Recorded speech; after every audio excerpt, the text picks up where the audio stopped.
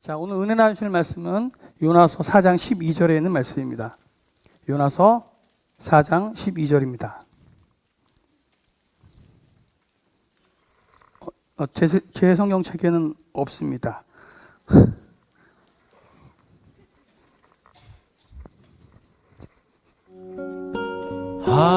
하나님은 너를 지키시는 자, 너의 우편에 그늘 되시니 낮의 해와 밤의 달도 너를 잊지 못하리.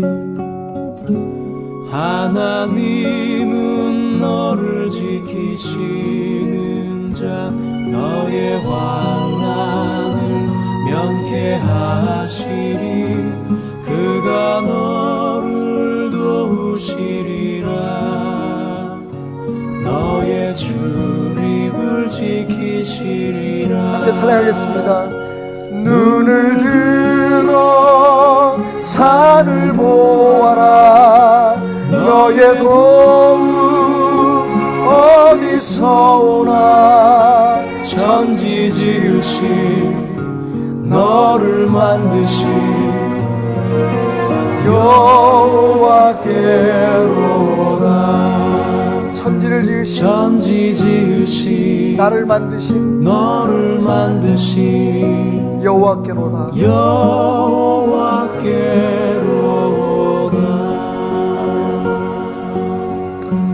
옆 사람에게 이렇게 인사했으면 좋겠습니다. 도움이 아무도 없는 것처럼 그렇게 살지 마십시오. 하나님이 당신을 도우십니다. 너무 길죠? 하나님이 당신을 도우십니다. 예. 아멘. 밤잠을 잘 이루지 못한다는 친구가 묻습니다. 비결을 좀 말해주게나. 무슨 비결? 어떻게 그렇게 항상 활기차게 밝게 살 수 있지? 세상 돌아가는 걸 모르는 사람처럼 말이네. 그때 바벨론에서 그리스도인으로 살기라고 하는 책을 쓴 레리 오스본이라는 목사님은 이렇게 답합니다. 그 비결은 GIGO 법칙을 적용하기 때문이라네.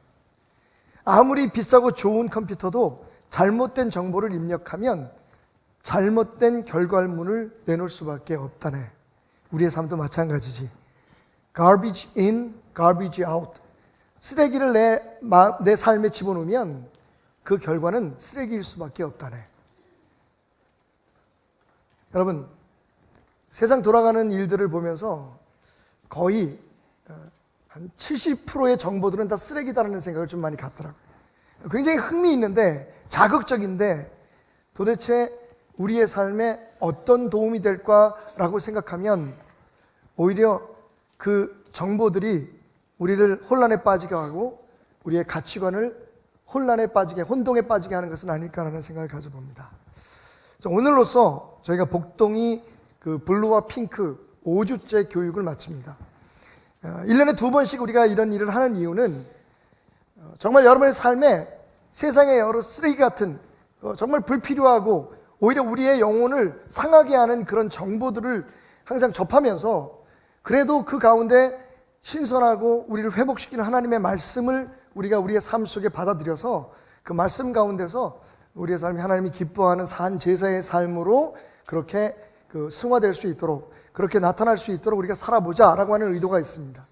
비록 5주간의 복덩이 교육은 오늘로 마치지만 거기에 참석하셨던 분들이나 그렇지 않은 분들이나 매일매일 하나님의 말씀이 우리를 새롭게 하고 우리의 혼탁해진, 우리의 오염된 생각들과 영혼들을 깨끗게 하고 회복시키는 힘이라는 것을 아시고 말씀을 매일매일 묵상하면서 기도로 하나님과 교통하면서 여러분의 삶에 정말 좋은 생각들, 좋은 마음들, 좋은 은혜들을 계속 공급하며 살아가는 여러분이 되시기를 다시 한번 주님의 이름으로 부탁을 드립니다.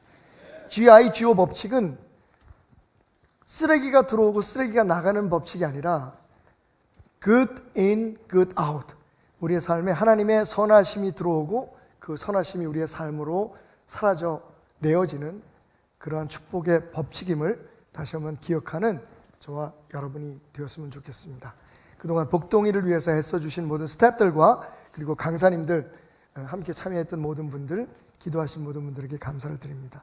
박수로 하나님 앞에 영광을 돌려드리겠습니다.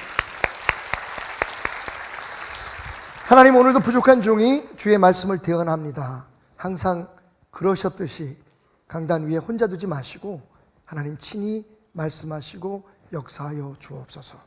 예수님의 이름으로 기도드렸습니다. 아멘. 자, 오늘까지 우리가 요나서를 4주 동안 함께 공부를 했습니다. 요나서를 공부하면서 이런 생각을 금할 수가 없었어요. 그래서 요나는 어떻게 됐단 말이야? 요나가 하나님 앞에 설득을 당했다는 거야? 아니면 설득당하지 않았다는 거야, 끝까지? 왜냐하면 우리가 알다시피 요나서는 이렇게 열린 결말로 끝을 냅니다. 4장 11절 말씀을 잠깐 읽어볼까요? 요나서의 마지막 절입니다. 하물며 이 큰 성읍 니누에에는 좌우를 분별하지 못하는 자가 12만여 명이요 가축도 많이 있나니 내가 어찌 아끼지 아니하겠느냐 하시니라. 이게 요나서의 끝입니다. 어찌 내가 이 12만 명이 넘는 영혼들과 그리고 생명이 있는 모든 것들을 아끼지 아니하겠느냐. 뭔가 하나님이 더 하시고 싶은 말씀이 있으신 것 같아요. 그렇지만 요나서는 거기서 끝을 맺습니다. 당연히 그러면 요나의 그 반응이 궁금하잖아요. 그렇게 하나님의 마음을 알고 확인한 요나는 그래서 하나님의 말씀대로 니느웨에 다시 들어가서 선교를 했나, 아니면 그 길로 그냥 고향으로 돌아왔을까? 성경은 어디에도 그 답을 우리에게 주지 않습니다만, 그러나 역사는 우리에게 힌트를 주고 있습니다. 이라크에 가면요, 엘살마단이라고 하는 옛날 왕의 그 궁전 그 안에 이런 건물이 있는데, 이 건물이 바로 요나의 무덤입니다. 이라크 모술이라는 곳, 여러분 모술 하면 생각나는 게 있죠. IS의 본거지입니다.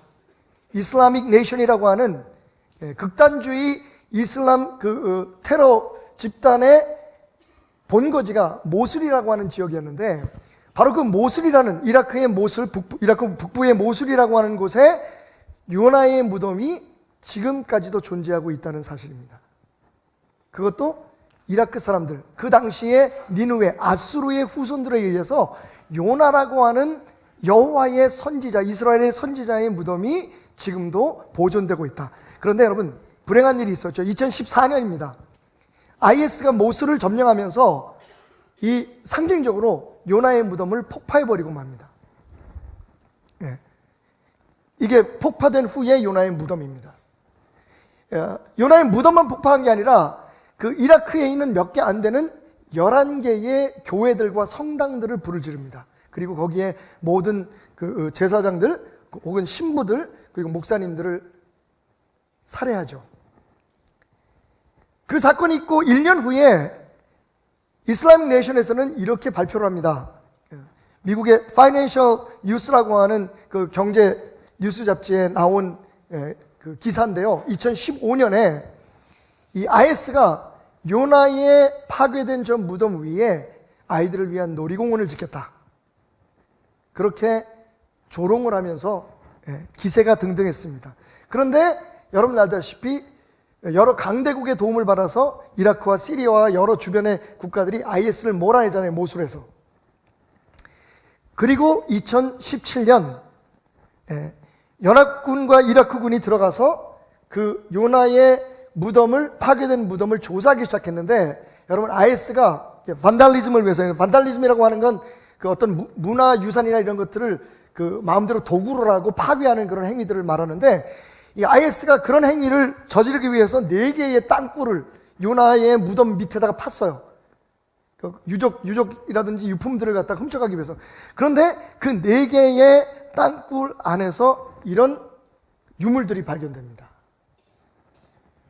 2700년 BC, 그러니까 BC 한 8세기경, 그러니까 지금 말하면 지금부터 2700년경에 그 유물들이, 유산들이 발견되었는데, 거기에는 다음과 같은 상형 문자로 된 역사가 기록되어 있는 돌판이 발견됩니다.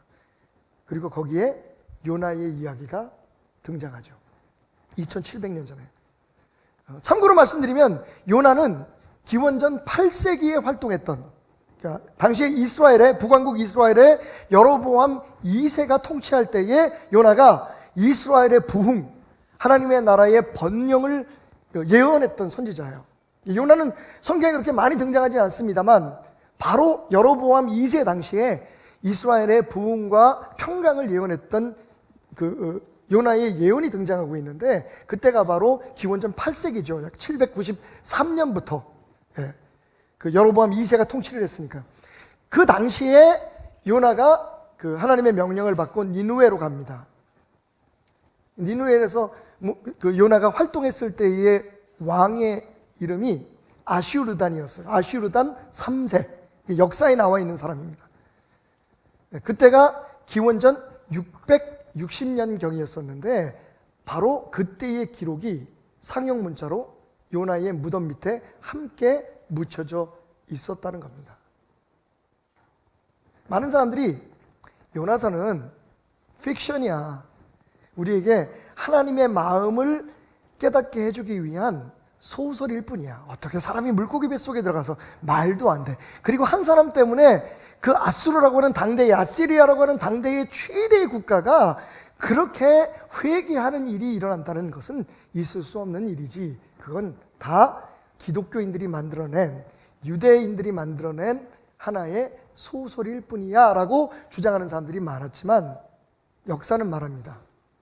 요나는 니느웨로 돌아갔고, 그 시점이 언제인지는 모르지만 그가 그렇게 저주받아야 마땅하다고 하나님 앞에 항거했던 니느웨로 돌아갔고, 그리고 니느웨에 자신의 뼈를 묻습니다. 요즘 말하면 니느웨의 선교사로 죽을 때까지 살았다는 거죠. 만약 요나서 5장이 있다면요, 물론 요나서 5장은 없습니다만 만약에 요나서 5장이 있다면 그래서 이런 결말로 끝을 맺을 것 같아요. 하나님의 그 질문 앞에 요나는 회개했고, 그가 그렇게 증오하고 미워했던 니느웨로 돌아가 그 사람들에게 하나님의 은혜를 전하다가 그곳에서 죽었더라.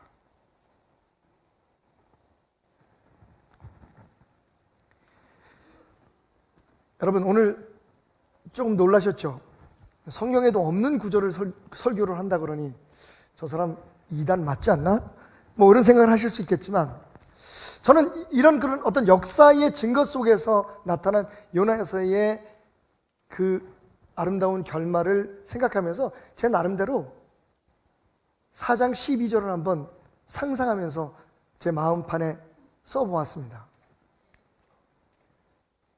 내가 이 많은 생명과 영혼들을 어찌 아끼지 않겠느냐 요나야 라고 끝을 맺으신 하나님께서 분명히 4장 12절에는 요나를 향해서 다음과 같은 말씀들을 하셨을 것 같아요. 첫 번째로, 요나야, 내가 어떤 사랑을 받았는지 벌써 잊었니? 라고 물으시지 않았을까요?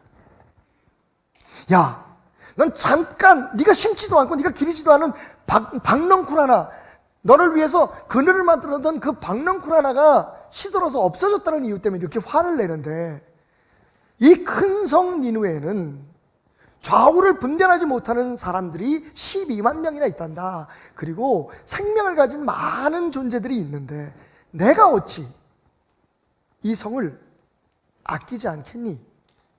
그리고 4장 12절에 하나님은 요나를 향해 고개를 돌려 이렇게 말씀하셨을 것 같아요. 요나야, 너 벌써 네가 어떤 사랑을 받았는지 잊었니? 라고 말이죠.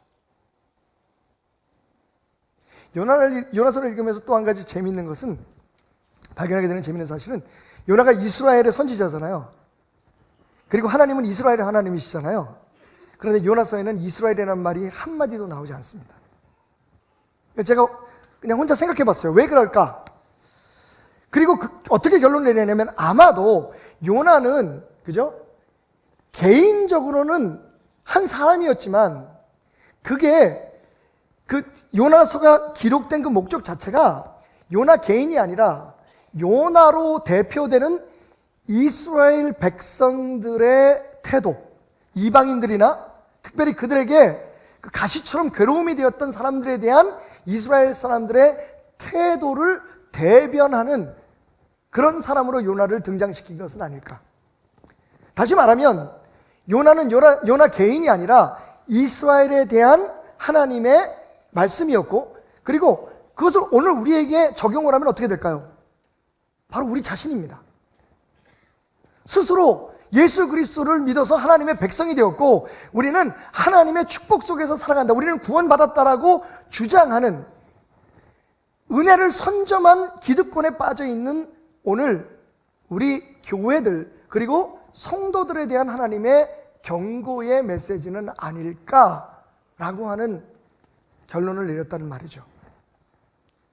여러분, 왜 제가 요나서에 없는 12절을 굳이 들먹이면서 여러분에게 하나님이 이런 질문을 분명히 하셨을 거야 라고 말씀드리냐면요, 요나는요 니느웨 사람들이 멸망하고 지옥을 가야 된다고 생각하기 이전에 자기가 하나님의 백성으로 선택받고 하나님의 종이 되기 전에 어떠한 존재였으며, 그리고 그가 어떻게 하나님의 종으로서 축복된 사람으로서 구원받은 사람으로서 살아가게 되었는지를 알아야 했다는 이유 때문입니다. 다시 말하면 요나야, 네가 지금 저주하고 네가 지옥에 가야 되겠다고 생각하는 그 사람들과 너는 별로 다르지 않아. 네가 어떻게 구원받았니? 네가 어떻게 선지자가 됐니? 네가 어떻게 목사가 됐는데? 여러분, 요나는 그것을 기억해냈어야만 합니다. 누군가를 정죄하고 누군가를 판단하기 전에 나도 하나님의 은혜가 아니었으면, 하나님의 저는 그렇게 표현합니다.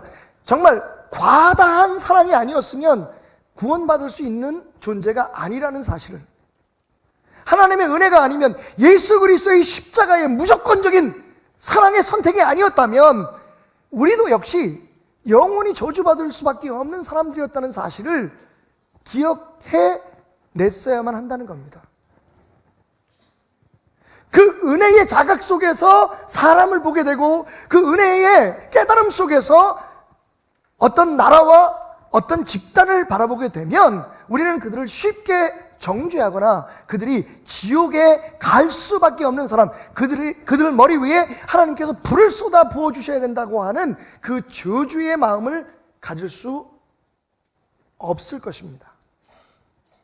여러분, 이 사실을 깨우치기 위해서 예수님은 굉장히 재밌는, 알고 보면 더 재밌는 예화를 하나 드십니다. 마태복음 18장 23절부터 35절까지의 말씀, 여러분이 잘 아는 말씀이기 때문에 다시 찾아보라고 권하지는 않겠습니다만 제가 잠깐 말씀을 드릴게요. 그러므로 천국은 그 종들과 결산하려 하던 어떤 임금과 같으니 결산할 때에 10,000달란트 빚진 자 하나를 데려오매 갚을 것이 없는지라 주인이 명하여 그 몸과 아내와 자식들과 모든 소유를 다 팔아 갚게 하라 하니 그 종이 엎드려 절하며 이르되 내게 참으소서 다 갚으리이다 하거늘 그 종의 주인이 불쌍히 여겨 놓아 보내며 그 빚을 탕감하여 주었다라고 이야기를 시작하십니다. 10,000달란트의 빚을 졌어요. 여러분, 10,000달란트는 어느 정도가 될까요? 자, 그래서 재밌다는 겁니다. 우리가 일반적으로 생각할 때 빚을 많이 졌나 보다 라고 생각하실 거예요. 한 달란트는요, 가장 쉽게 여러분들에게 이해를 시켜드리기 위해서 말씀드리자면 한 달란트는 6,000데나리온입니다. 예수님의 예와 뒤편에 보면, 그런데 이 사람이 자기에게 100데나리온을 빚진 사람을 족칩니다. 빚 안 갚는다고. 자기는 10,000달란트의 빚을 나중에 갚으라고 유예받은 게 아니라 탕감을 받았어요. 10,000달란트 안 갚아도 된다는 겁니다. 그런 큰 은혜, 큰 사랑을 받았는데 이 사람이 자기한테 100데나리온 빚진 사람을 붙들어 와가지고 너 그 빚 갚기 전에는 절대로 너를 돌려보내지 않겠다고 심히 때려서 돌려보냈다고 얘기하고 있어요. 1만 달란트가 어느 정도냐면 한 달란트가 6,000데나리온. 한 데나리온은 장정이, 건강한 장정이 하루 일한 품삯입니다. 여러분 계산이 되시죠? 그러니까 한 달란트가 6,000일 동안 일해서 번 돈이에요. 하나도 안 쓰고, 먹는 데도 안 쓰고 뭐 아무 데도 안 쓰고 그날 번 돈을 그대로 쌓아놔서 6,000일을 일해야, 여러분 6,000일이면 최소한 20년이죠, 그죠? 20년 동안 아무것도 안 하고 번 돈을 그대로 다 갚으면 그게 1달란트예요. 그런데 여러분 얼마를 빚졌다고요? 1만 달란트예요. 그러면 6천만, 그죠? 6천만 일 동안 일한 것에 대한 대가를 빚진 거예요. 자, 하루에 일한 대가를 10만 원으로 그냥 쉽게 계산합시다. 그럼 얼마인 줄 알아요? 돈으로 계산하면, 지금 돈으로 계산하면 6조예요. 얼마라고요? 이 사람이 탕감받은 빚의 액수가 6조 원이에요. 6조 원. 여기 예수님의 유머 감각이 드러나는 겁니다. 여기 우리가 미처 깨닫지 못했던 이 비유에 진실이 담겨 있는 거예요. 여러분 생각해 보세요. 누가 개인한테 6조 빚을 줍니까? 나라가 지는 빚이 6조면 내가 말이 될지 모르겠어요. 그죠? 어떤 지자체가 6조의 빚을 졌다. 그것도 쉬운 일은 아니지만 혹시 그럴 수 있다고 쳐요. 근데 처음부터 이 사람이 진 빚이 얼마냐면 6조에 6조. 1만 달란트. 그죠?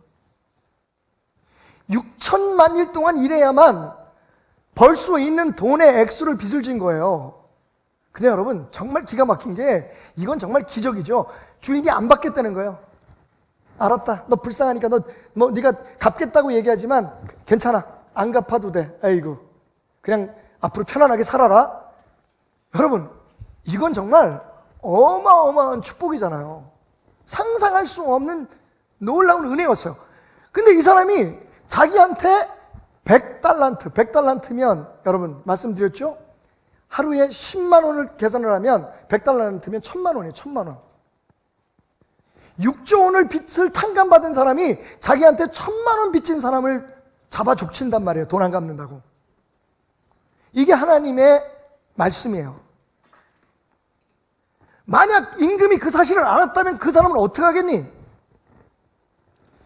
넌 인간도 아니야. 어떻게 네가 받은 은혜를 그렇게 쉽게 잊어버릴 수 있니? 너는 6조 원의 빚을 탕감받은 사람이야. 그런데 1000만 원 빚졌다고 그 사람을 족쳐? 너 일로 와봐. 그냥 우리가 단순하게 생각했던 이 비유가 엄청난 의미를 가지고 있다는 걸 아시겠죠? 이게 숫자적으로 우리가 착각하고 있었던 거예요. 1만 달란트가 뭐 한 100만 원, 1000만 원쯤 되나? 아니에요, 여러분. 6조에 6조. 한마디로 말하면 이건 평생을 살아도 못 갚을 돈이에요. 임금은 그걸 알았던 거예요. 이 사람은 뭐라고 얘기해요? 갚겠습니다. 조금만 시간을 주십시오. 근데 임금은 딱 알았어요. 아유, 이 인간이 그걸 어떻게 갚어? 평생 6조 원을 어떻게 갚습니까? 그러니까 그래, 네 마음만이라도 내가 받아주겠다. 그러면 안 갚아도 돼? 근데 이 사람이 가서 자기한테 1000만 원 빚진 사람을 주리를 틀었단 말이에요.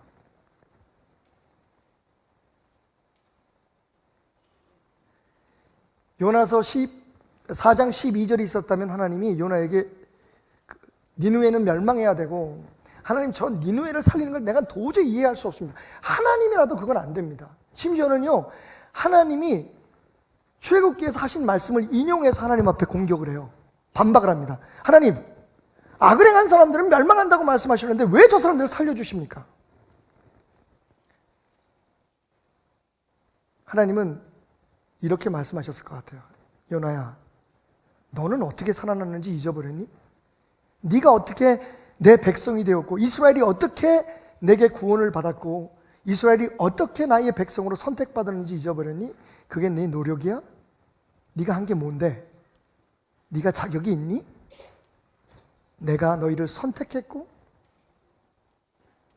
내 사랑으로 너희를 품어 안았기 때문이야. 그런데 니느웨가 멸망해야 된다고?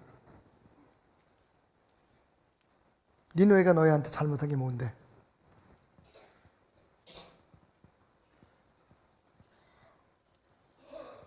오늘 우리 교회들을 향해서 하나님이 하시는 말씀 같아요. 참 판단도 잘하고 정죄도 잘하고 마치 진리와 공의는 자신들만의 특권인 것처럼 교회 안 다니는 사람, 예수 안 믿는 사람, 우리가 흔히 말하는 성경에서 금지하고 있는 어떤 죄를 범하는 사람, 그런 사람들은 당연히 지옥에 가고 그런 사람은 당연히 멸망해야 된다고 생각하고 외치는 너희들을 나는 이해할 수 없다.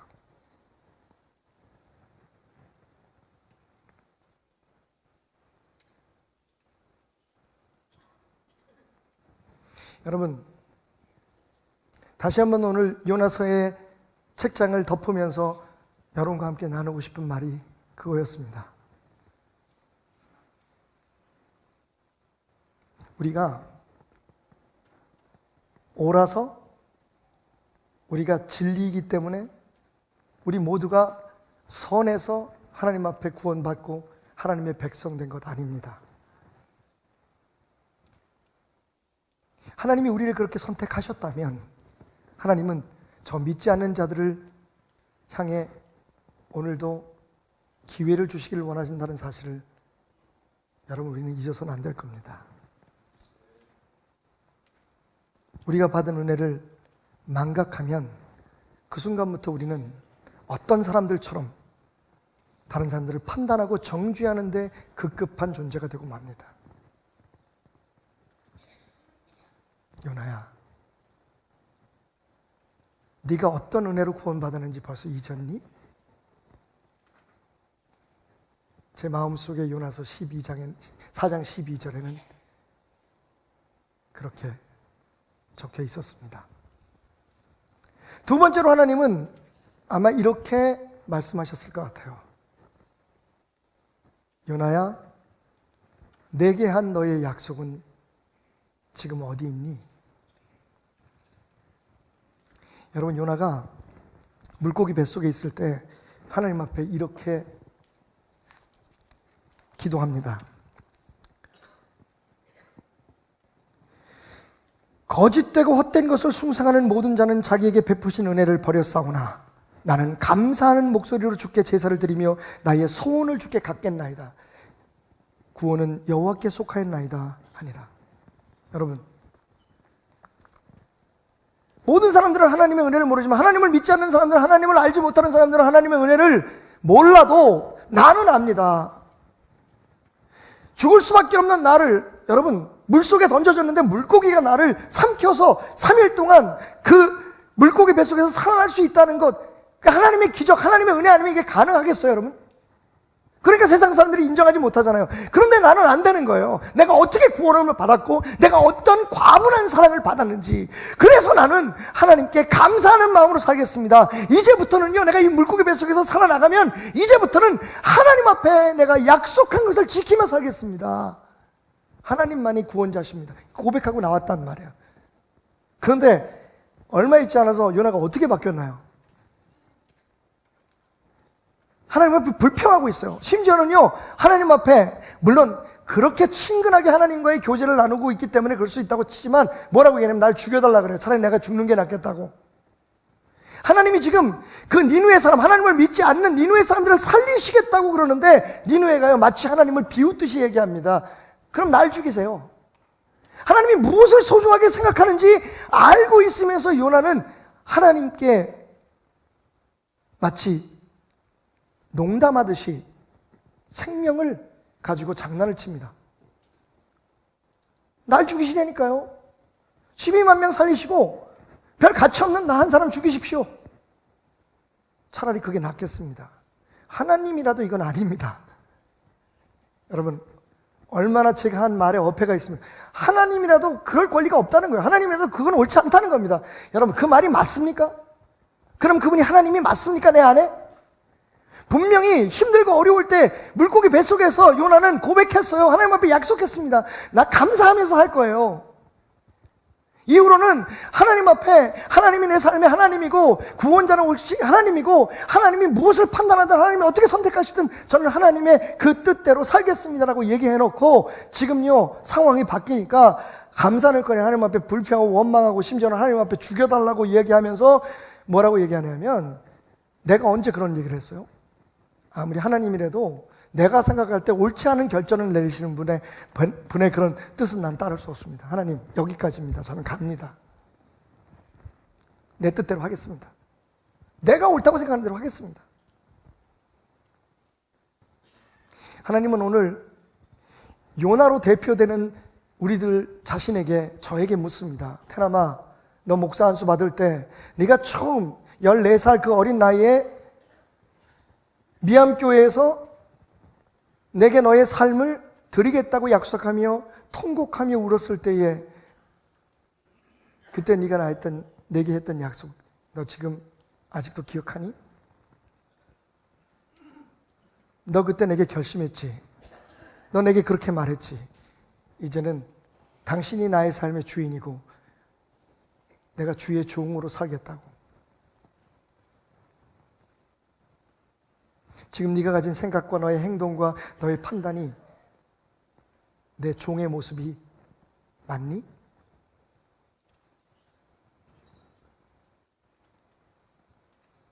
요나야, 너 선교사 임명받을 때 네 머리에 기름을 부으며 누군가 내 이름으로 너를 축복할 때에 너 뭐라고 고백했니?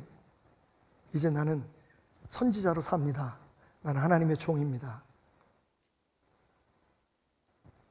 아마 그렇게 묻지 않으셨을까요? 너 내게 했던 약속을 다 잊었구나. 너 죽겠다고 힘들다고 하나님 한 번만 도와주시면 내가 하나님을 위해서 평생 하나님의 사람으로 살겠습니다 고백했던 그 약속은 다 어디 가고 지금 네 삶의 하나님은 너요. 모든 판단의 기준은 네 자신의 가치관이구나. 네 자신의 편안함대로 너는 판단하고 있구나. 지금 우리가 사순절을 보내고 있는데 이때만 되면 귀가 근질근질 하신 분이 한 분 계세요. 아, 이분이 하신 말씀 때문에 그래요. 이분이 한 행동 때문에 그렇습니다. 여러분 성경을 보면 베드로라는 분이 등장합니다.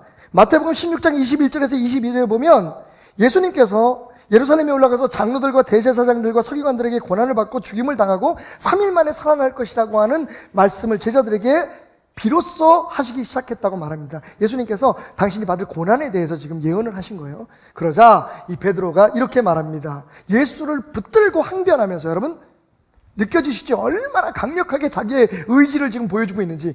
예수님을 붙들고 예수님께서 나 이제 죽었다가 사흘 만에 살아날 거야. 그동안에 굉장히 힘든 일이 있을 거다. 너희들 각오해라 라고 말씀하셨을 때 갑자기 베드로가 예수님을 붙들고 늘어지면서 항변했다 그러죠. 강력하게 주장합니다. 절대로 그런 일은 일어나지 않습니다. 그런 일이 일어나면 내가 가만히 안 있겠습니다. 그런데 마태복음 26장을 보면 그 베드로가 이렇게 얘기합니다. 베드로가 맹세하고 또 부인하여 이르되 나는 그 사람 예수를 알지 못하노라. 조금 후에 곁에 섰던 사람들이 나와서 베드로에게 이르되 너도 진실로 그 도당이다. 너도 예수와 한패다. 내 말소리가 너를 표명한다. 네가 지금 말하는 걸 보면 너 예수 곁에 있었던 그 사람 맞아 라고 얘기하자 베드로가 이렇게 얘기합니다. 그가 저주하며 맹세하여 이르되 빌어먹을 예수가 누구야? 나는 그 사람 알지 못해 라고 말이죠. 물론 약간 편집을 했습니다. 그가 저주하며 맹세하여 이르되 나는 그 사람을 알지 못하노라.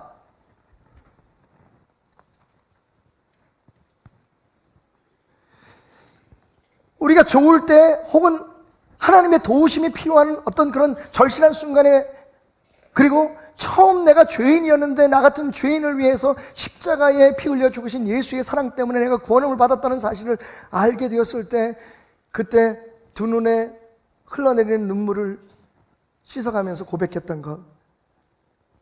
하나님, 예수님, 당신은 내 삶의 주인이십니다. 혹시 여러분들이 잘 모르고 했을 수도 있어요. 무슨 얘기냐 하면 많은 사람들이, 대부분의 종교들이 그렇습니다. 내가 지금 살고 있는데 뭔가를 더 하는 것이 종교라고 생각해요. 조금 더 나아지는 것, 그죠? 조금 더 좋아지는 것, 조금 더 다른 힘을 더하는 것. 그래서 나는 신을 믿어. 이게 일반적인 종교의 관점이라면, 여러분, 기독교는 주인이 바뀌는 거예요. 기독교는 지금 내가 살고 있는데 조금만 더 잘 살지가 아니에요. 많은 사람들이 그렇게 접근하지만, 여러분, 지금이라도 늦지 않았으니까 기독교의 정체를 여러분 아셔야 돼요. 기독교는요, 주인이 바뀌는 거예요. 삶이 완벽하게 새로운 삶으로 전환되는 거예요. 기독교의 진리는 그래서 레디칼해요. 하나님 조금만 도와주세요가 아니에요. 하나님 내 삶의 주인 되어 주세요예요. 그게 지금 우리 안에서 정리가 안 되니까 힘들고 어려울 때는 하나님 앞에 많은 약속을 해요. 하나님, 우리 아이들 어떻게 해주시면, 우리 사업을 어떻게 해주시면, 내 삶을 어떻게 해주시면 내가 하나님 앞에 이렇게 하겠습니다, 저렇게 하겠습니다. 그리고 그게 끝나고 나면 우리의 삶의 의무를 다했다고 생각해요. 그리고 그보다 더 큰 축복을 위해서 우리는 또 새로운 일을 시작합니다. 기독교 아니에요. 물론 일부이긴 합니다만, 진짜 기독교는요, 하나님이 내 주인이 되는 거예요. 근데 우리가 그걸 지금 잊고 있잖아요. 요나는 그것을 생각하지 않잖아요. 하나님이 그 뭐고, 쟤네들은 구원받으면 안 된다니까요. 저 인간같이 저는 쓰레기들은 멸망받아야 돼요. 여러분, 오늘 한번 여러분들에게 묻고 싶습니다. 만약에 오늘이 하나님이 그 불을 쏟아 부으시는 마지막 날이라면 그 불이 어디에 제일 먼저 떨어질 것 같아요? 잠깐 보류해 주십시오. 혹 일본이라고 생각하시는 분들을 위해서 말씀드립니다만 조심하십시오. 저주의 불이 떨어진다면 베델교회 위에 떨어져야 된다고 생각하시는 분 계십니까? 없지요. 안 그럴 것 같죠? 왜? 우리는 다른 사람보다 좀 낫잖아. 그래도 적어도 우리는 예수를 믿잖아. 저 다른 종교를 믿는, 자신들의 종교적 신념을 위해서 다른 사람들을 죽이고 테러를 범하는 그 땅 위에 먼저 불이 떨어지겠지. 여러분, 우리가 그렇게 생각하고 판단할 수는 있지만, 만약 그렇지 않고 그 불이 우리 위에 먼저 떨어진다면 여러분 어떻게 거기에 대해서 받아들이시겠습니까? 제가 무슨 말씀을 드리는지 아시겠어요? 구원은 하나님께 있다면서요. 우린 지금 하나님이 돼 있어요. 지금 우리가 판단합니다. 저렇게 사는 사람들, 삶에서 저런 행동을 하는 사람들은, 저런 짓을, 저것들은 쓰레기야, 저건 죽어야 돼, 저런 건 없어져야 돼. 하나님 말씀하십니다. 내가 저들을 아끼는 걸 너희들이 좀 알아줬으면 좋겠어. 여러분, 재밌는 거 하나 말씀드릴게요. 묵상하시면 닿게 되시는 건데, 니느웨를 향한 관점의 차이를 한번 볼까요? 요나에게 있어서 니느웨는 멸망해야 될 나라예요. 그죠? 절대로 구원받으면 안 되는 나라예요. 지옥 가야 될 사람들이에요. 그 사람들이. 그들이 하는 행동이라든지 그 사악함을 생각한다면, 여러분, 인류 역사 속에 가장 잔인했던, 가장 무지몽매했던 그런 문명이었거든요. 아수르가. 그러니까 그 사람들은 당연히 저주받는 게 맞아요. 종교적 관념이나 우리들의 기준이나 가치관으로 보면. 근데 하나님은요, 요나는 니느웨를 망할 사람들이라고 생각했는데 하나님은 뭐라고 말씀하십니까? 4번씩이나 이렇게 말씀하세요. 그 큰 성 니느웨의 사람들. 하나님의 눈에는 니느웨가 어떻게 보인다고요? 큰 성이에요. 여러분, 니느웨가 큰 성일까요? 그 당시의 기준으로 보면 작지 않을 거예요. 왜? 하나님 말씀하시잖아요. 저 안에 좌우를 분별하지 못하는 몇 명의 사람이 있었다? 12만 명이잖아요. 여러분, 성북구 주민이 몇 명일까요? 제가 이 지역에서 어려운 분들 돕는 일을 하다 보니까 알게 되는데, 성북구 주민이 50만 명이에요. 성북구보다도 작은 도시예요. 그걸 큰 성이라고 얘기하진 않죠. 근데 왜 하나님의 눈에는 그 성이 큰 성이었을까요? 심지어는 요나서 3장 3절에 보면 하나님 앞에서 큰 성이다. 그러니까 하나님의 관점으로 볼 때 니느웨는 멸망할 성이 아니라,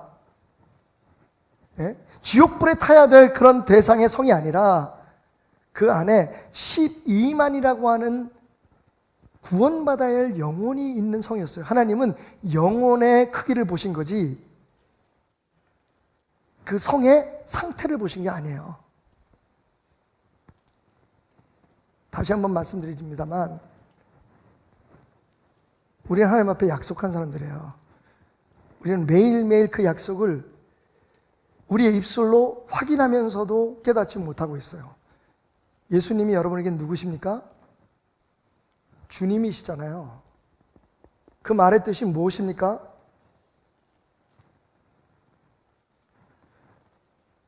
주여 주여 하면서 그분이 주인인 것을 인정 안 하는 거예요.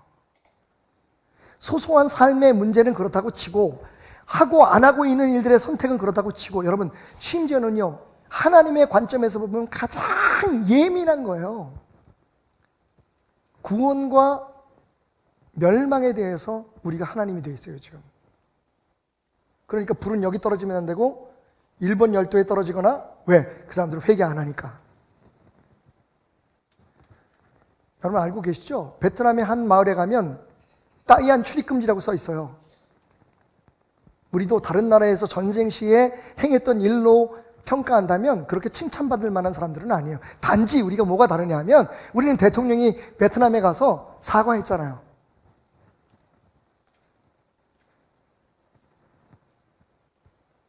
매일매일 일본이 몇 센치씩 물에 잠긴다는 것을 말로는 표현 못하지만 흐뭇해 하시는 분들이 꽤 많아요. 북한은 어떤가요? 아니 심지어는 이슬람은 어떤가요? 어제 본인이 이슬람 종교를 가졌다고 하는 한 자매가 8년 동안 한국에서 살던 자매인데 카자흐스탄에서 온 자매예요. 이 자매가 카자흐스탄에 있는 그 많은 사람들, 특히 어린이들에게 카자흐스탄 문화를 잊지 않고 이 땅에서 살아가게 하기 위해서 조그만 그런 문화원을 하나 만들고 싶다. 근데 서울시에서 뭘 요청하냐 하면 그 사무실에 소재지가 있어야 된다.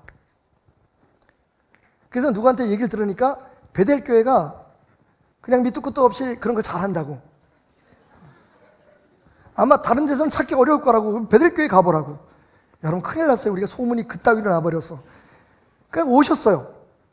오셔가지고 도와달라는 거예요.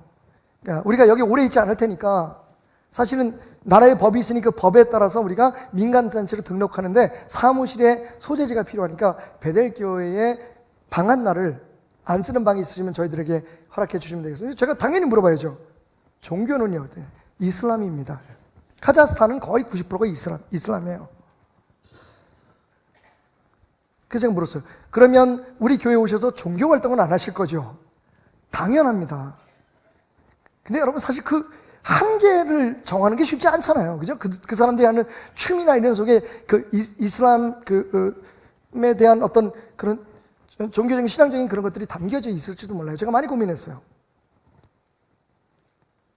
그래서 물어봤어요. 교회인 거 아시죠? 한국말을 잘해요. 남편이 한국분이시다. 왜 여기를 오셨습니까? 목사님, 여기 중국인 교회도 있다면서요. 아, 예. 그분들은 크리스찬이거든요. 여기 필리핀 교회도 같이 예배 드린다면서요. 예, 그분들도 크리스찬이에요.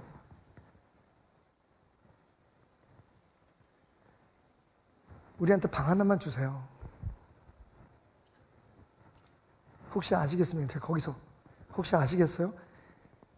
야, 교회에서 우리한테 이렇게, 우리는 기독교에 대해서 라마단 기간 동안 기도하면서 대적하는 기도를 드리는데 우리 신앙에 따라서, 그런데 교회는 우리에게 문을 열어주네.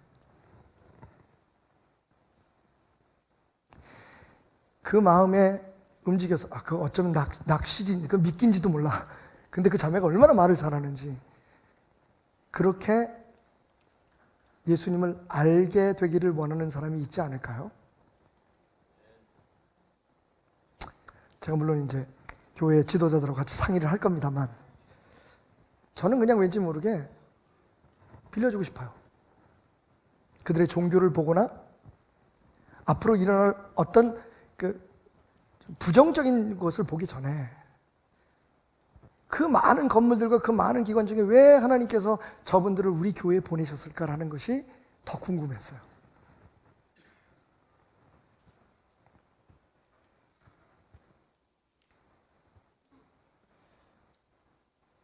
분명한 것 하나, 우리의 삶의 모든 일은 우리가 원하고 바라는 일뿐만 아니라 그렇지 않은 일들, 심지어는 우리가 실수하고 잘못하는 일 것조차도 하나님의 허락하심이나 하나님께서 용납하심 없이 일어나는 일은 없습니다.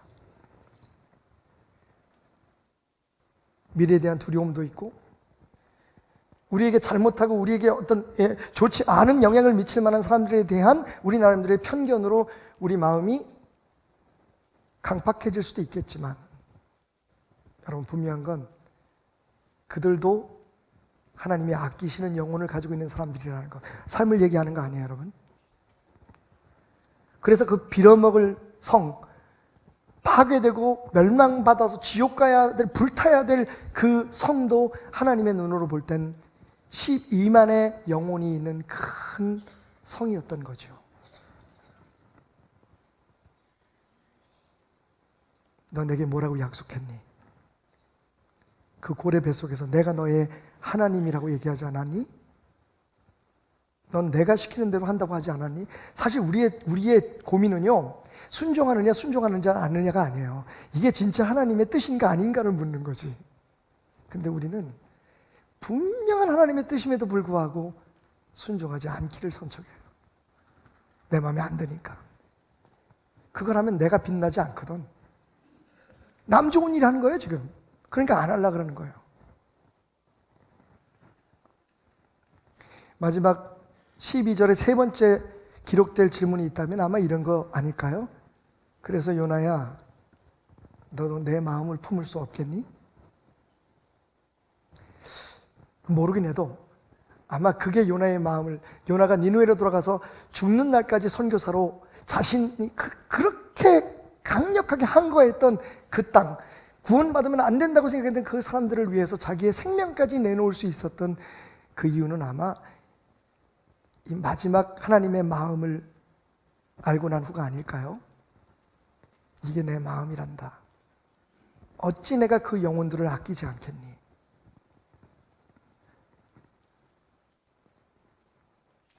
너도 내 마음을 품어줄 수 없겠니? 너 내 사람이잖아. 너희 내 백성이잖아. 너희는 나의 교회잖아. 너는 나의 종이잖아. 내 마음을 품어줄 수 없겠니?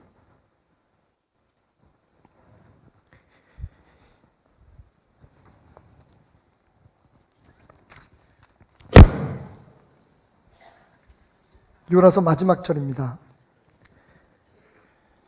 그봐, 내가 하는 말보다 이거에 더 겁을 먹어, 이 사람들이.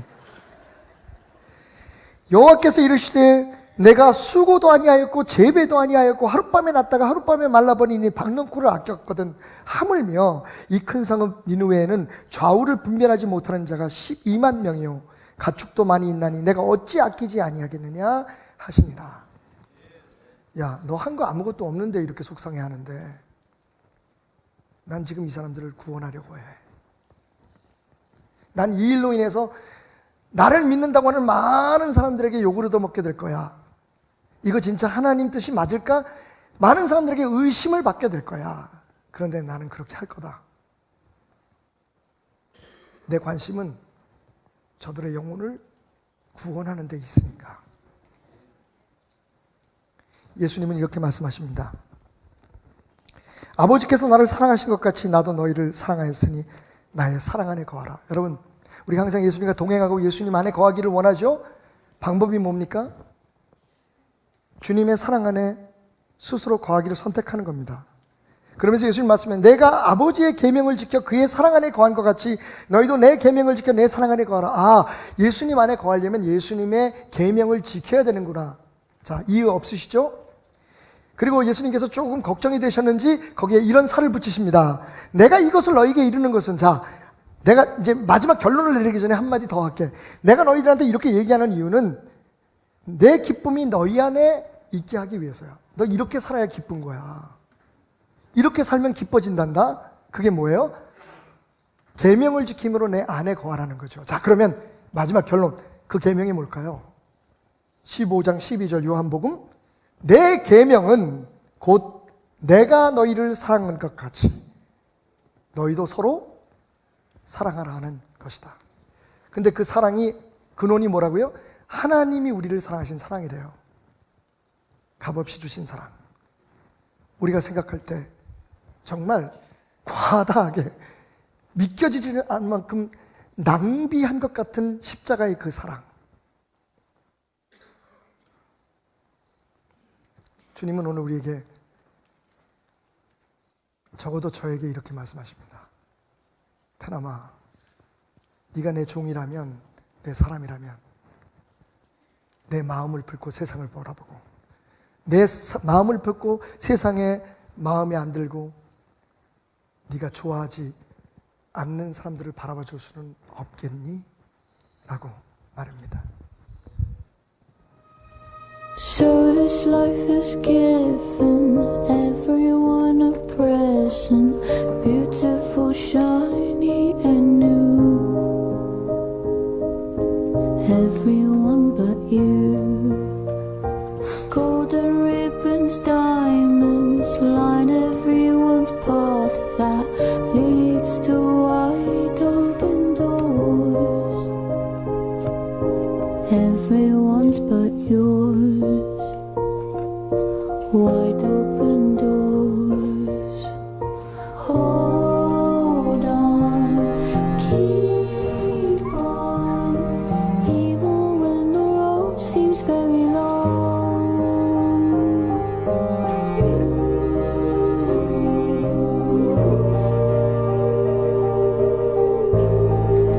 Open your eyes, even if it's cold now.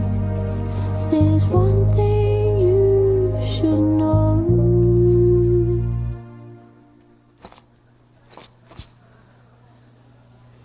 Rain will turn into snow. All the rain turns to snow.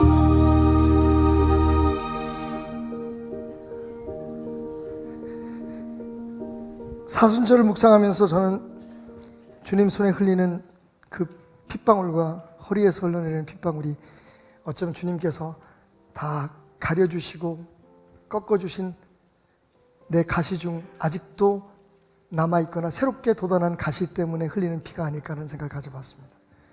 여러분 주변에 고슴도치 같은 사람이 있습니까? 아니, 여러분이 혹시 고슴도치는 아니신가요?